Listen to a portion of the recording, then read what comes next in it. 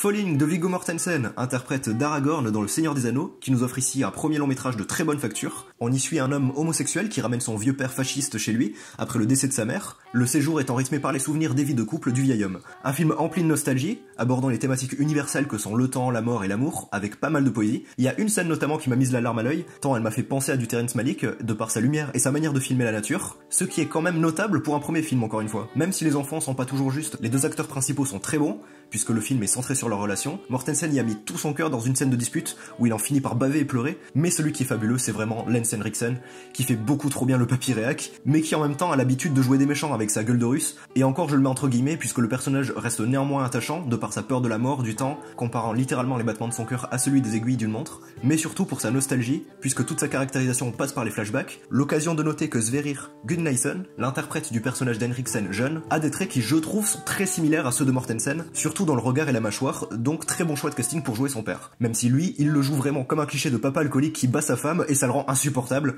ce qui fait qu'on a presque pas l'impression que c'est le même personnage. En parlant de caractérisation, le plus gros point négatif du film, c'est que seulement les deux personnages principaux sont développés, et les autres le sont très peu, voire pas du tout. Je pense au personnage d'Eric, le mari de Mortensen, et leur fille, qui ont un côté mignon, mais sont pourtant très absents du film, pareil pour la sœur, la mère, ou même la belle-mère. Il y a un truc amorcé qui pourrait les rendre tous super attachants, mais on se concentre que sur le papy raciste et homophobe, en confrontant les générations, et on a presque l'impression d'avoir un message de vieux con en mode c'était mieux avant au final. Et c'est dommage. The Father 2 sur 20.